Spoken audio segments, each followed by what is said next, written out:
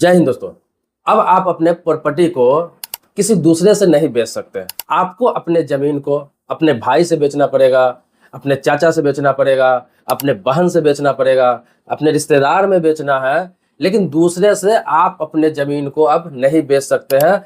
आपके प्रॉपर्टी पर सबसे पहला हक उन्हीं का है। अगर वो उस प्रॉपर्टी को खरीदने में सक्षम नहीं होता है, नहीं खरीदना चाहता है, तब आप उस प्रॉपर्टी को दूसरे से बेच सकते हैं। अभी जुलाई 2026 में सुप्रीम कोर्ट का एक फैसला आया है इसी पर। हिंदू उत्तराधिकार अधिनियम 1956 की धारा 22 के तहत इसमें प्रावधान है कि कोई भी व्यक्ति अपने प्रॉपर्टी को, अपने जमीन को सह उत्तराधिकारी से ही बेच सकता है। बिल्कुल सीधा भाषा और आसान शब्दों में आपको समझाओ तो आपके पास जो पैतृक संपत्ति है, जैसे बाप दादा परदादा का जो पैतृक संपत्ति होता है, उसमें से हिस्सेदारी जो आपको मिलती है बंटवारा में, तो वो हिस्से में जो जमीन मिलता है तो उसमें आपका भी हिस्सा होता है, आपके भाई का भी हिस्सा होता है, आपके बहन का भी हिस्सा होता है। तो जिन लोगों में हिस्सेदारी की बंटवारा हुई है और वो बंटवारा की जमीन है, तो उसमें से अगर कोई भाई अपने हिस्से को, भले ही वो उसके नाम से हो गया हो, उसके नाम से जमाबंदी हो गया हुआ, उसके नाम से रसीद कट रहा हो, उसके नाम से सारा डॉक्यूमेंट्स भी हो गया हो, सारा कब्जा भी उसका है, कोई दिक्कत नहीं उसके हिस्से पर, लेकिन फिर भी उस प्रॉपर्टी को उसको बेचने से पहले, अगर वो बेचना चाहता है, किसी दूसरे से बेचना चाहता है, तो उससे पहले जिस प्रॉपर्टी का बंटवारा होकर आपको हिस्सा मिला है, उसमें से और हिस्सेदार जो थे जिनको प्रॉपर्टी में हिस्सा मिला है, तो उनसे पूछना पड़ेगा कि भाई साहब मैं ये प्रॉपर्टी बेचने जा रहा हूँ, इतना कीमत है, इतने में बेचने जा रहा हूँ, इतना रेट लगा दिया है किसी ने, अगर आप सक्षम है तो आप ले सकते हैं, आप नहीं लोगे तो मैं किसी दूसरे को बेच दूंगा। या फिर अगर आप जमीन बेच रहा है और आपका भाई कह रहा है नहीं, जमीन को मैं ही खरीदूंगा, तुम्हें दूसरे को नहीं बेचना है, मैं उतना पैसा दूंगा जितना लोग दे रहे हैं, तो फिर आपको उसी से जमीन बेचना पड़ेगा। चाहे आपकी दुश्मनी चल रही हो भाइयों में, चाहे नाराजगी चल रही हो, लेकिन आपको प्रॉपर्टी उसी से बेचना होगा, चाहे आपका भाई हो, चाहे चाचा हो, चाहे बहन हो। तो ये जो कानून हिंदू उत्तराधिकार अधिनियम 1956 की धारा 22 जो है, ये सिर्फ आवासीय प्लॉट पे लागू होता था, कमर्शियल प्लॉट पे लागू होता था, ये खेती के जमीन पर लागू नहीं होता था। लेकिन जुलाई 2026 में जो सुप्रीम कोर्ट का फैसला आया है वो खेती के जमीन पर आया है। सुप्रीम कोर्ट ने कहा है कि जमीन चाहे खेती का हो, जमीन घर बनाने का हो, जमीन चाहे मार्केट पैलेस का हो, उससे कोई मतलब नहीं। उसमें जो हिस्सेदार है, उत्तराधिकारी है, भले ही सबका बंटवारा हो गया हो, सबके नाम से हो गया हो, लेकिन पहले भाई से आपको पूछना पड़ेगा।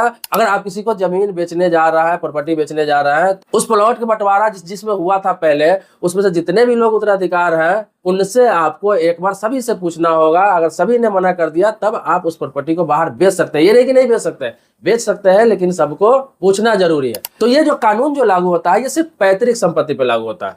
पैतृक संपत्ति आप समझते हैं, खानदानी संपत्ति जो आपके पिता के नाम से आया हुआ हो, दादा के नाम से मिला हो, परदादा के नाम से बंटवारा होकर आया हो, उस जमीन को पैतृक संपत्ति कहते हैं। आमतौर पर अधिकतर लोगों के पास पैतृक संपत्ति ही होता है, खानदानी संपत्ति होता है। इसके अलावा अगर आपने खुद से कहीं पर जमीन खरीदा हुआ है, खुद से कहीं पर प्लॉट खरीदा हुआ है, तो उसको आप किसी से भी बेच सकते हैं, उसमें कोई रोक टोक नहीं है, क्योंकि वो पर्सनल आपका खुद का खरीदा हुआ है, खुद की कमाई से खरीदा हुआ है, खुद के नाम से खरीदा हुआ है। अब देखिए कि आपका हिस्सेदार है, उसमें से कोई बेच देता है आपको बिना बताए दूसरे से, या जबरदस्ती बेच देता है, तो आप क्लेम कब कर सकते हैं? या आपने अभी नहीं लिया, आपने भाई को कहा कि भाई साहब मेरे पास पैसा नहीं है, या फिर चाचा को बोला चाचा मेरे पास पैसा नहीं है, या फिर भतीजा को बोला भतीजा मेरे पास पैसे नहीं है, मैं नहीं ले पाऊंगा, तुम किसी से बेच लो। वो किसी से जमीन बेच लेता है और बाद में आप अरंगा ना लगा दे कि मुझसे पूछा ही नहीं, ये भी हो सकता है।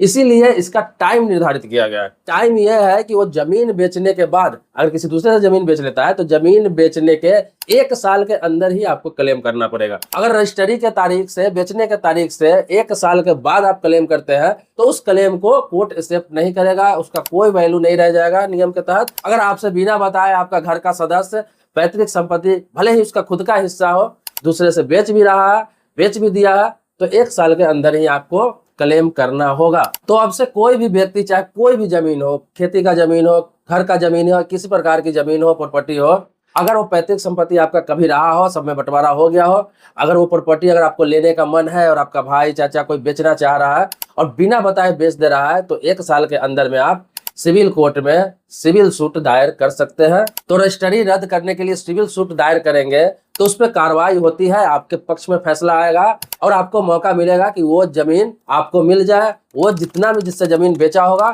उतना पैसा आप उसको रिटर्न करके उस जमीन को अपने नाम से आप करवा सकते हैं कोर्ट के ऑर्डर से। बाकी कोई जमीन प्रॉपर्टी से संबंधित कोई विशेष जानकारी चाहिए, कोई कानून से संबंधित जानकारी चाहिए तो अपनी बात कमेंट बॉक्स में लिख सकते हैं। इसके अलावा गवर्नमेंट स्कीम हो गया, सरकारी योजना जिसे कहते हैं, इसके अलावा रेलवे से संबंधित कोई अपडेट हो गया, किसी भी चीज से संबंधित कोई अपडेट चाहते हैं, जानकारी चाहते हैं, कुछ नया अपडेट चाहते हैं तो आप कमेंट बॉक्स में अपनी बात लिखें। अगर आपने चैनल को अभी तक सब्सक्राइब नहीं कर रखा है तो चैनल को सब्सक्राइब कर लीजिए। अगर पहले से सब्सक्राइब आपने कर रखा है तो इसके लिए धन्यवाद देता हूँ, आपका आभारी हूँ। मिलते हैं नेक्स्ट वीडियो में एक नए टॉपिक के साथ, तब तक के लिए शुक्रिया, धन्यवाद, जय हिंद दोस्तों।